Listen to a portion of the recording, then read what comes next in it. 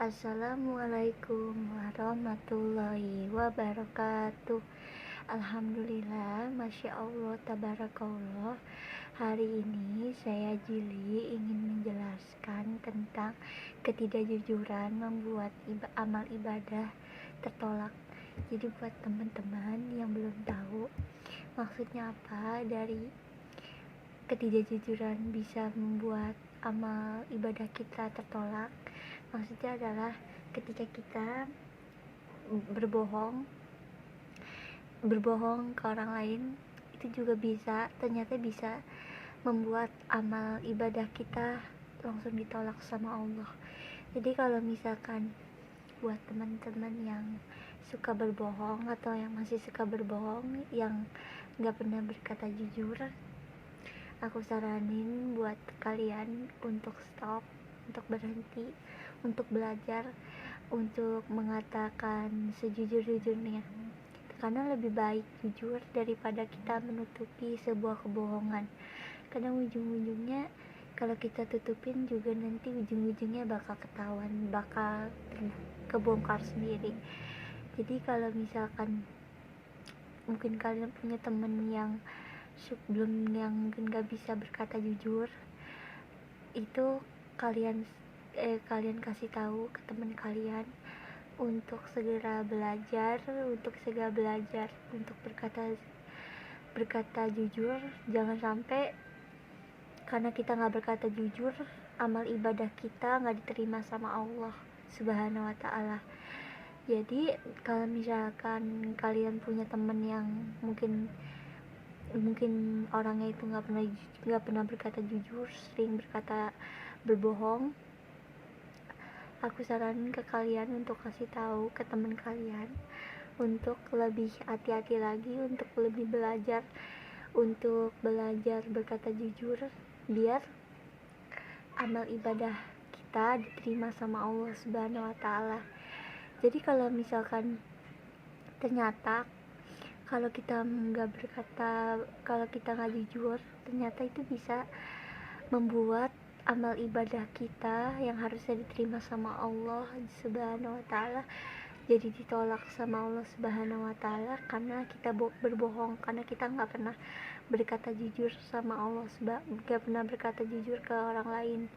Jadi aku saranin kita tuh ternyata memang nggak boleh untuk nggak berkata jujur sama orang lain, karena emang dasarnya kita tuh kita udah diajarkan sama Allah Subhanahu Wa Taala untuk selalu berkata jujur, meskipun kadang jujur kadang juga menyakitkan, tapi ya lebih baik kita jujur daripada kita menutupi sebuah kebohongan. Jadi kalau misalkan kalian lihat ada orang yang masih suka berbohong, yang nggak pernah berkata jujur, kalian bilangin aja, kalian tegur dengan cara baik-baik, tapi tegurnya kalian bilangin, kalian jelasin kalau misalkan ketika kita nggak